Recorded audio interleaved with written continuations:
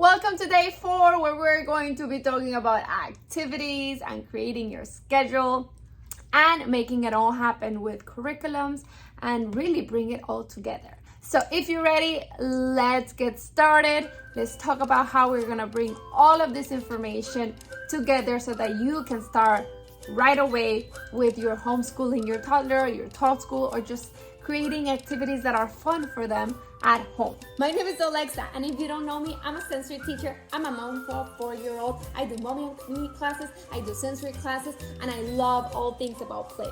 Come along, subscribe, because I have all the goodness coming for you.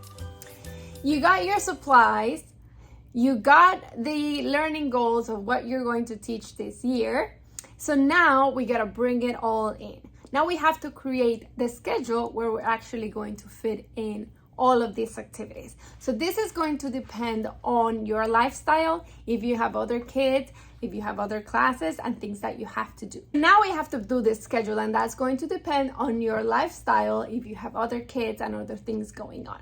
But the way that I used to do it when I was home, I used to do an activity in the morning, easy activity right after breakfast. I used to use the learning binder along with some like Play-Doh tray, and then I would move on to creating the lunch and getting the house ready. And then in the afternoon, after nap time, I would do our sensory activity, our messy activity, the activity that would require a little bit more effort on my side to make it happen. There was cleanup involved. There was, I would have to prepare a slime or just setting up the bin. So I would take the opportunity of the nap time to set up the activity so that when he would wake up, it was like a nice surprise to have. Go ahead and create your schedule. You're going to have to test it a few days until you find that perfect schedule for your lifestyle. You might realize that the afternoons are not the perfect activity for you to do your messy activity, that you rather do them in the morning, get them out of the way, and then in the afternoon just do the easy stuff. You can do that. You might want to be like, I only want to do it in the morning because in the afternoon I have to do pickup and I have to do tutoring and I have to do all of this stuff. So I want to get all my learning and my activities in the morning so that I can do the other stuff in the afternoon. And that's completely fine. You just have to find what works for you. So once you have a schedule created and you know kind of you're going to be testing it, you have to find those activities that you're actually going to work with. So there's 2 ways you can go about it. You can go on Pinterest, you can go on my blog, you can go to TikTok and find activities that it suits through the stages your child is at. So what is it that you're teaching your child at the moment? You do have your learning goals. So what is it that you want to start working on? And then you create activities around that. You can do our curriculum like our Love to Learn or My First School, where the activities are already set up. They already have a progress from week to week, developmentally progress. So these activities are going to develop smaller fine motor skills, and then it stack up until you can get to like your scissor skills. And it works on math and cognitive development and all of that stuff at the same time throughout the week by week.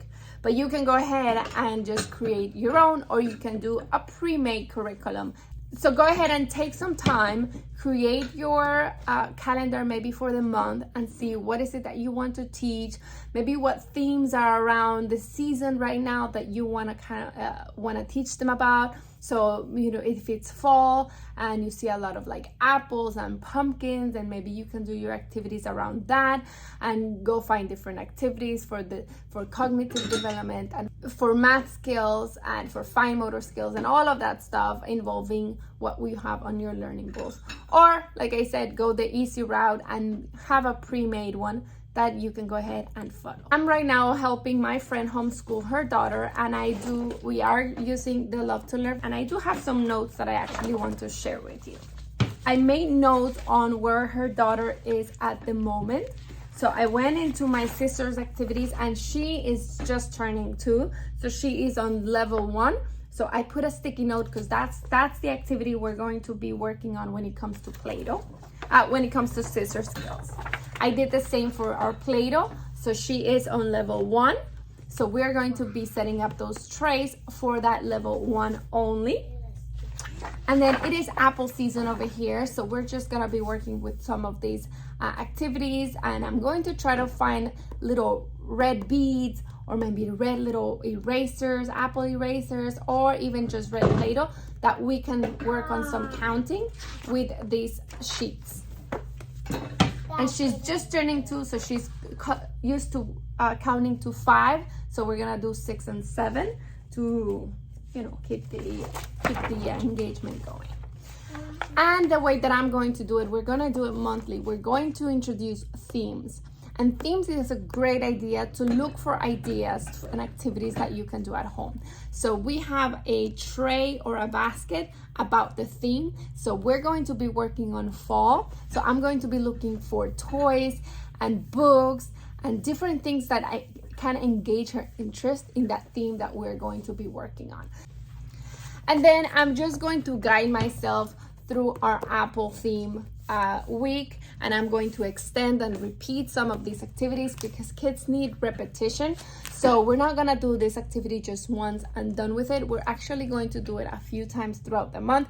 We are going to repeat the ones that I see that she's struggling with, as well as the ones that are her favorite.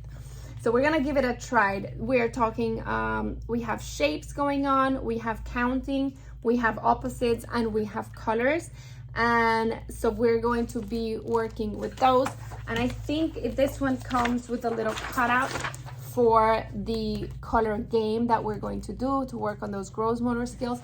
So I'm going to rely on what is already available, but doesn't mean that I have to be only sticking to this, right? If I see that she's really not into apples at all, I'm not going to stick with it for the whole month. I am going to find different ideas. I might use the same activity, but change the theme. Maybe she's into dolls. So instead of saying, put your red apple in the head, I'm gonna say, put the doll in the head, because we are gonna be working with the same activity, but just different. And that's a way that you can extend the life of your curriculums and tweak it according to your child's development and according to your child's interest.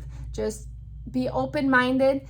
Don't do the activity once and done. Repeat it often and prepare ahead of time. Use those nap times or those weekends to get the supplies that you need to kind of bringing that theme come to life, and go to the library together. That could be part of your activity to look for books about the theme as well. And once you find that schedule that's working for you, those curriculum that's working for you, and the activities that you like, you're gonna start to find your rhythm. And then you're just going to rinse and repeat. And the last thing you're going to want to do is you want to evaluate progress. So where did you start, and where is your child at right now? So, this comes with trackers. You can go ahead and have like a checklist. This is kind of where we are. We still need to be working on, and that's going to guide your progress throughout the year. And yes, there's going to be times you're going to be stuck. It's times that you're going to be like, the activity didn't plan the way it worked. And for that, I want to invite you to our program, Play University, which is the foundation, everything that we talked about this week, but in greater depth. So you really have more tools in your toolbox that you can go ahead and use so that you can have your days easier. And if you're stuck with something, we have the Facebook group, and I'm going to be there to support you and help you and troubleshoot and give you ideas. And the Facebook group is a community where you're gonna have other like-minded mamas that are doing the same thing with you, with us, and you're not gonna feel like you're doing it alone like I felt when I started. So this community is gold. We're going to support each other. We're going to be there for each other. I will go there live. I will go there and answer questions. We will have virtual meetups, and it's going to be a lot of fun. So Play University is the foundation that's going to give you everything that we learned this week, but in depth, so you really have the tools so that you can go ahead and use the programs, the curriculums that you get, and really make them work for you. With that, my friends, I'm going to leave you for the day.